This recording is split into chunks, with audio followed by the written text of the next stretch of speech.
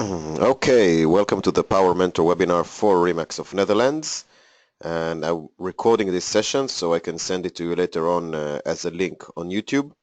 The purpose of this webinar is to help you follow up on the training that we had 3 weeks ago and actually implement Power Mentor if you started already, or if you haven't started, actually implement it in your office and start moving forward on the process. Now, I'm going to go over the to-do list, which you already have. Make sure that you downloaded everything and go step by step. But my main message for you in this webinar and generally when you implement this program is the famous, Nike slogan, just do it. You can get caught up in all the preparation, trying to go over the materials again and again, which is good, and practicing and simulating. Everything is great, and it's important to be super prepared, obviously, for everything. But you need to start, because if you don't start, if you don't go into the process, then you will just stall before you actually begin, and you will always find an excuse on why something is not ready yet and where you don't feel comfortable or confident. And that would be a shame. It's just starting, doing things, scheduling meetings, scheduling group trainings, and experimenting. Some of the meetings will not be as successful as others. Sometimes you will find yourself, lacking the exact right thing to say, but that's how you learn, and you learn by actually doing. So let's go over the 9 steps that we have here on this slide. I will also share with you the files that you were supposed to download that I sent you a long time ago. Well, actually after the training, I sent you all these files that you're supposed to download, 4 different files which I'm going to go over in this webinar. So basically we will cover everything that you need to know in order to start this program and become a power mentor for your agents, to inspire growth, happiness, and success, and have a better team, stronger team, more productive, and with better retention. So first step, of course, and this should have been done, right, is downloading all the files from the email. I sent you an email with links on how to download all files that have to do with Power Mentor, which is basically the presentation, the one that I'm actually using right now. And for what we call technical files, it's 2 Excel sheets and 2 Word files. The Excel sheets are called the coaching tracker and the service streamline tool. And of course, the Word files are the in-session topics and the activities, which again, I'm going to go over all these things, but you have to make sure that you have these files with you. Then what you need to do, and I'm sure that you've done it already, and if you haven't, you need to start doing it on a daily basis, is read the presentation, the Power Mentor presentation again and again. Go over it. Make sure that you familiarize yourself with all the processes that we mentioned, especially the 4 pillars of mentoring, and that you know all the techniques and all the goals and all the procedures that have to do with, for instance, mental detoxification, improving performance, handling adversity, using happiness as a power and motivator in your office.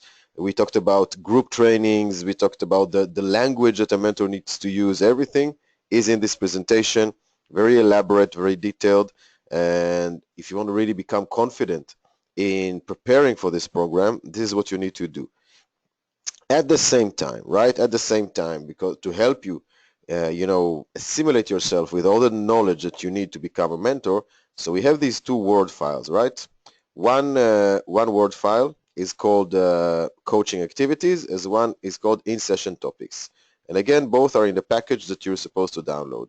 Coaching activities is basically homework that you're supposed to give your agents between sessions. Okay, look, there are 20 different activities here, right? 20 different activities.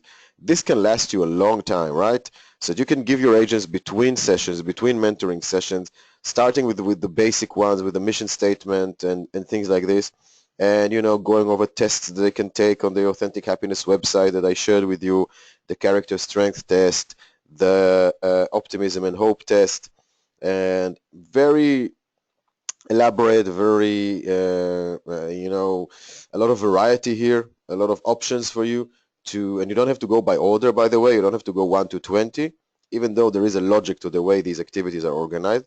But the advantage is here that when you're preparing for a training session, or if the presentation is not elaborate enough, you want to remember things that we said during the training that are not in your memory right now, and in the presentation you only see a picture or one line, so you can go here and you can see all these activities, and this will remind you a lot of things. And of course, the other file, which is just as important and needs to be used, is called the in-session topics. These are 14 different topics that you can use during sessions. So just to illustrate the difference, this file, right, the activities, is basically homework that you give your agents between sessions. They need to come to the next session with one of these activities finished, done, and then you go over it together in the mentoring session. Also gives you a lot of stuff to talk about, a lot of stuff to learn from each other, to understand, you know, the complex 360 degrees personality of that agent, and then you become a better mentor because you know the person much better. So this is what you give them between sessions.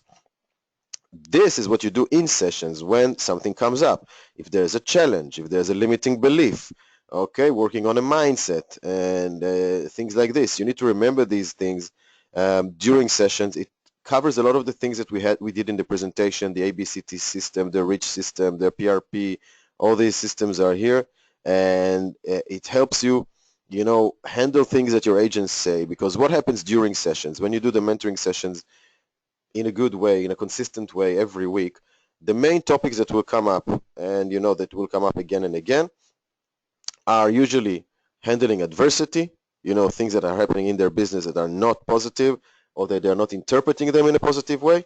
And the other important thing that comes up is the need to improve performance, to put an emphasis on things that they need to you know, to new behaviors that they need to assimilate into their everyday behavior and things like this. So when you have all this information, what you can do is respond much better to what the agent is saying during the mentoring session. So again, these two Word files, you're supposed to have them a long time ago. I hope you already read through them, and if not, this is how you actually use them. Okay, now let's move forward. Okay, so we have this part, number 3. Setting up folders for each agent in a mentoring folder. And on purpose, I'm going here into the resolution of very, very technical things you need to do, very basic things you need to do. Because, you know, technicality is part of it. It takes off your mind this weight of, oh, I don't know the small things I need to do. I don't know the technical setup I need to go through. So let's even go to these minor details. So you open your computer, new folder is called Power Mentor. In that folder, you open folders for each agent under their name, right? And there you're going to save everything that has to do with this agent. Many of the things you save there are going to be their homework, their activities that we just showed you in the Word file. You give them homework between one mentoring session to the other. They send it to you in a Word file, in an Excel, doesn't matter. You save it in their own folder, in their private folder. And of course, every week's coaching tracker, which I will get to in a second, every week coaching tracker is saved in the agents folder. So if you can imagine, you know, 3 months, 6 months down the line, you have a lot of information about each of your agents in this folder. And you know, that's how you mentor a person, is you go through a longer process. It takes months, but you have all the information gathered, and you can always you know, go back, compare, and show the agent progress, or in a less pleasant scenario, lack of progress, and so on. Now, number 4, I talked to you about this. I love this idea. It's the best. When you want to put service on the agenda, when you want to say to your agent, listen, service is how we get clients.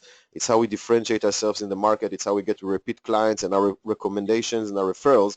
And you want to make service an issue, that agents are actually aware of it, that they don't just do their everyday activities, but they're trying to do above and beyond to amaze their clients and get reputation and word of mouth. So what you need to do is you need to hang a wow board, and I spoke to you about it in the session we had. And that's a whiteboard, simple whiteboard, completely empty, and the title says wow.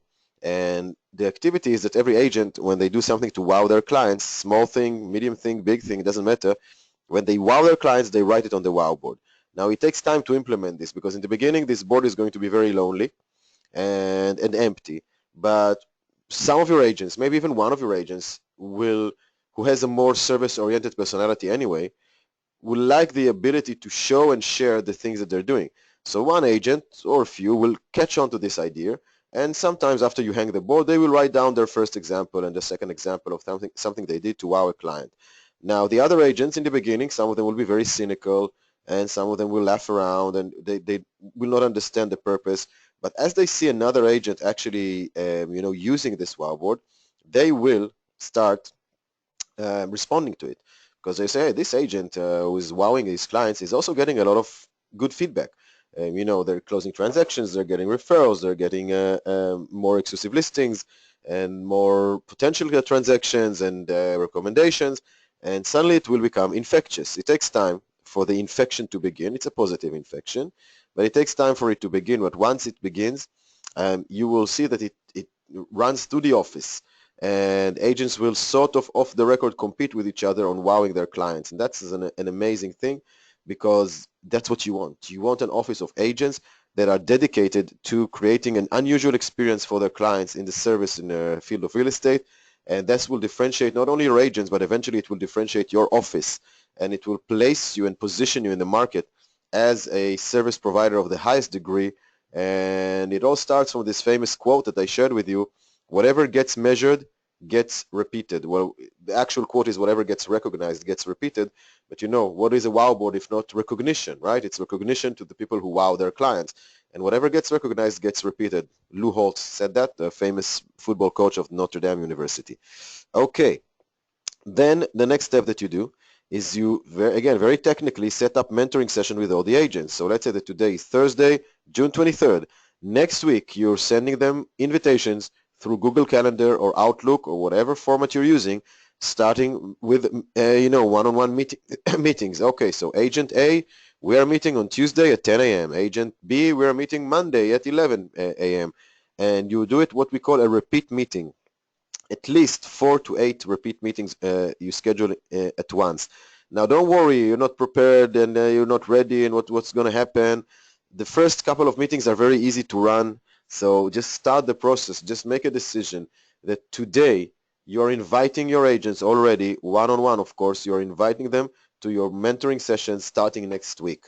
And you start the process, you launch it, you explain it to them, and you commit yourself to the process by scheduling these meetings. So again, it's a very technical thing to do. It's just setting up a meeting and inviting people, but it's also a statement that we're starting this process, we're serious, we're committed to it. So everyone needs to get on board. Now, group trainings. Talk to you about group trainings, how good they are, how to run a good group training, how to give feedback in a group training, how to create the right subjects for a group training. It's all in the presentation. So my recommendation to you is very, very simple, and I mentioned it during our meeting in early June. What you need to do is this. You need to set between 1 and 2 meetings a week, group trainings, I mean. And if you feel it's too much, so start with 1. So you designate a time. You say, let's say Wednesday at 11, we're having a group training on handling commission objections. We're having group training on how to do powerful showings to get buyers excited about a house. Doesn't matter what the subject is. You decide on a subject that you feel is important for you, for your agents, would be interesting for them, and you just send it to them in a message. It can be an email or a WhatsApp message or Facebook message, doesn't really matter. You send all the agents in your office a message. Listen, this Wednesday, it's, there's no commitment, it's not mandatory, but whoever wants to come, I'm running a session for 1 hour, 1 hour and a half on how to handle commission objections, okay? And Wednesday at 11, whoever comes, comes. If it's 1 person, 2 people or more, whoever comes, you do the session. What you need to do is very focused, be very focused, and run a quality training, because I warned you. What happens in a group training if it's not focused? Let's say that you want to handle commission objections. What most brokers do, and that's their mistake, is that they just, let's say that they have 3 agents in the training. So they simulate with every agent and they say, okay, agent number 1, I'm your client and I'm refusing to pay the full commission and I'm asking you for a discount. What do you do? So the agent will answer you in the way that he already knows, that he already feels comfortable with, and that's the only script that he is really using all the time. You're not challenging them, you're not teaching them anything, you're just having them repeat what they already know. What you need to do is you need to decide in advance which systems of, for instance, handling objections we're using in this training. And there are so many, 10, 15, 20 easy that you can find of handling commission objections. And you say to this agent, okay, I want you to handle my commission objection, but I want you to use the whatever system, okay? The visual demonstration system, the plasma system, it's something that we use a lot. So there are different ways, systems and names for these systems that you can use. You give them a specific thing you want to practice. It's just like learning to play the guitar, just like learning to play, tennis. You don't give a kid who's learning how to play tennis, you don't just say, okay, just play. That's our practice today. You're just playing. No, you work on skills. You work on backhand. You work on forehand. You work on lobs. You work on smashes. You work on serves. You work on things that are specific skills in order to create a powerful tennis player. And I say when you play the guitar, you don't tell someone, hey, just play. That's how I'm training you. Just play for me. No, you tell them, okay, these are the chords you need to learn. This is the fretting you need to use, and so on. You need to do the same for your agents. Work on specific skills in the group trainings, and they will thank you for that because they will come out of the training inspired and empowered. Say, okay, I really did learn something today and actually can use it. It was like a powerful training, like going to the gym when you work only on your biceps or only on your abs. And you say, wow, I really feel the difference. And then the next training that you do next week, you're going to have not 3 people, but 6 people because they will be talking to each other and they will be, referring to each other that this is a valuable, a valuable forum and a place that we should really, attend because we actually learn things when we go there.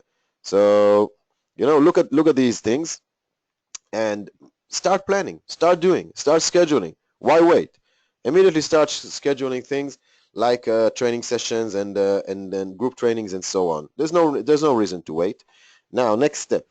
And we're getting to the serious stuff, filling the coaching tracker during the first session. So I have to show you the coaching tracker if we're talking about it, right? Well, there it is. Okay, coaching tracker is this file. So this is one of the files you downloaded. This is what we do in the first meeting. And we actually don't start with this tab. This tab is called Actions. We actually start with the Results tab. Okay, and we say to the agent, okay, please tell me, what are your goals for this year? It doesn't have to be a calendar year. It can be a full year, like June to June, so on. And don't touch the red. Whatever you do, don't touch the red numbers. These are the formulas. What you want to do is touch the black.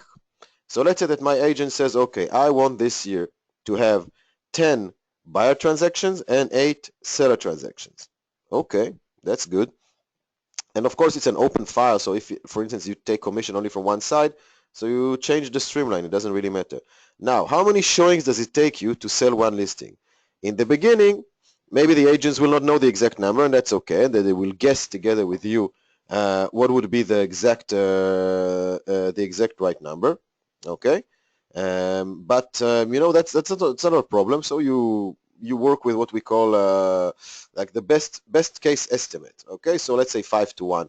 But you see, if I change it, let's say to 8 to 1, then obviously the number of showing changes automatically, and all the rest of this line. And then how many calls come in that become showings? What is the ratio? Every 2 calls become a showing, every 3 calls become a showing.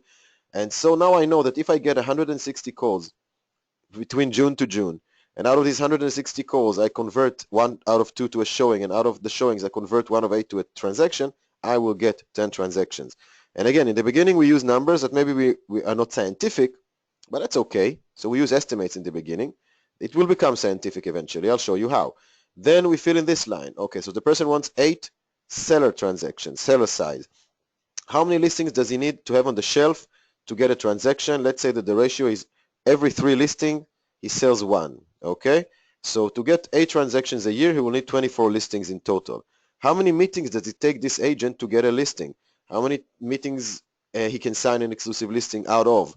So let's say that on average, this agent, out of every 5 listing presentations that he goes on, out of every 5, he gets 1. So he will need 120 meetings throughout the year to get to the 24 listings, to get to the 8 sales. Everything is done automatically, of course. Now, how many calls does this person have to make in order to get one meeting? Let's say 2 to 1. How many dials? Dials is actually how many times he dialed the phone that actually someone answered. The dials to calls. Calls is when someone answers. Dial is actually when you only dial. So let's say that out of every 2 dials, he gets 1 call. Out of every 2 calls, he gets 1 meeting. Out of every 5 meetings, he gets a listing. And out of every 2 listings, he gets a sale. So what we know now, and that is an amazing resolution that you can work with your agents about, is that he needs 480 times during 1 year to dial the phone to get to the 8 sales. That's very motivating. Now, the calculation here goes even deeper. It means that he needs to dial 2 times per day. He needs to have 2.5 meetings every week, okay? And he needs to list half a listing every week, which means 1 listing every 2 weeks. And he needs to show almost 2 listings every week to get to his goals. And this is according to 235 working days every year, 47 weeks. You can change this number, of course, according to your country. So look at the clarity that your agent can gain from using this this file, because you do it once when you start a training process, a mentoring process, and then you can get the resolution of the daily and the weekly activities that these agents needs to make in order to get to their yearly goals. The problem that we have with yearly goals, what we called in our training midterm goals, the problem that we have with these goals is that they are abstract. Yes, I want to close 10 transaction size, buyer size, and 10 seller size, 8 seller size. But what does it mean tomorrow morning? This is a dream, right? I would love to have these 18 combined transactions next year. But what does it mean tomorrow morning? What do I need to start doing? Well, this is the red, is the resolution. This is what you need to do tomorrow morning. And this is great for a mentoring process, because every coach in the world will always tell you, number one step in mentoring, know your numbers, know the numbers of the agent, know the numbers that the agent needs to hit in order to reach their goals. Okay, that's number one. The second tab is the tab that you update every week. Every week you update this tab.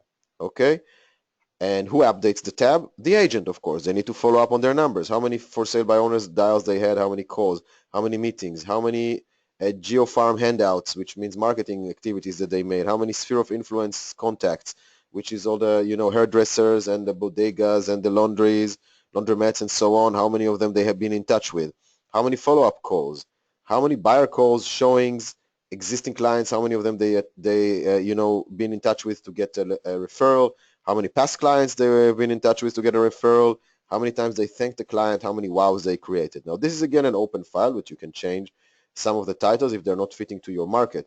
But you need to understand the main issue. It's not the titles here. It's the measurement. It's the commitment to measure your numbers every week. In the beginning, some agents find it difficult until they understand the value.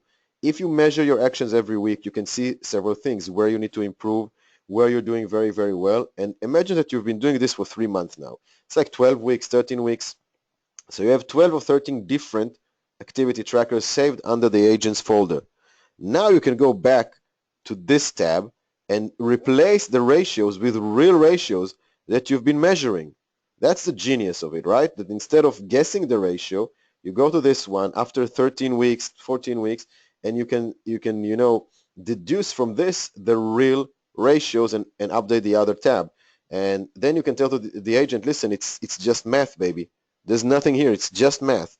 If you do this number of meetings, if you show this number of listings, you will hit your sales goals and maybe even pass them. Just go for it. Just be committed every day and every week to hit your numbers. And you see, the amazing thing here is that according to this specific agent, that's of course just an example, this agent doesn't need to do too much in order to hit their goals. Only 2 phone calls per day, only 2.5 meetings per week, only 1.7 showings per week, and listing only half a listing, a new listing every week, and they will reach their goals, because that's the numbers. The numbers don't lie. So every week you follow the activity tracker. If they don't update their activity tracker between meetings, once you tell them, listen, we need to have these numbers in order to do our mentoring process. If you cannot do it, we have a problem. If they fail for a second time, if they fail for a third time, you have to stop the mentoring process, because without tracking their own numbers, it is almost impossible for them to actually be successful. Okay, so this is the tracker. Okay, now let's talk about the next step. Second meeting. Second meeting is mission, vision, values, beliefs that we share with each agent. And I taught you this of course, in our session in June, early June, that what we need to do, and you did this in the class, and now they need to do it, is write down their mission, vision, values, and belief for each agent. This is a very powerful thing you need to do. It's either in the first or the second meeting.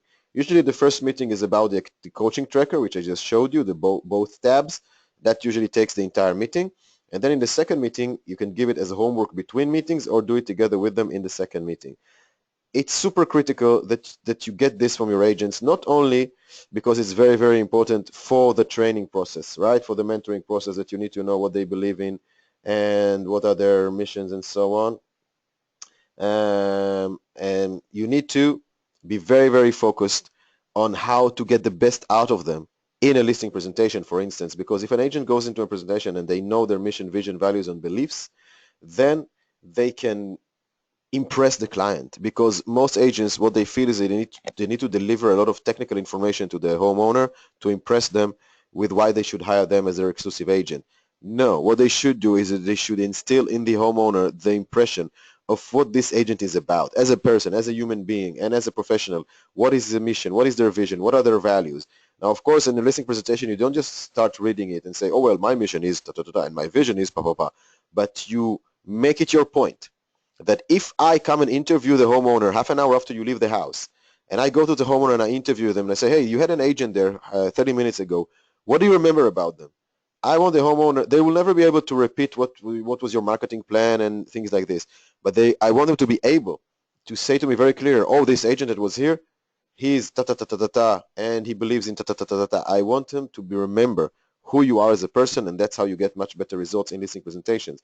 So this is why it's so important to define the mission, vision, values, and beliefs with all your agents. So this is the first meeting, then the second meeting. Then later on, whenever you want, third meeting or later, you can fill in the service streamline with each agent, or you can do it on an office level. This is the service streamline, if you don't remember. Okay, and what does it do? Well, okay, let's imagine that it's empty. Okay, so we are writing down every point of service that we have with our clients, from the time they hear about us, to the first phone call, to before listing presentation, to after the first phone call, to when we do follow-up, to when we sign them, okay, as an exclusive seller, to when we follow up on them, to when we want to surprise them.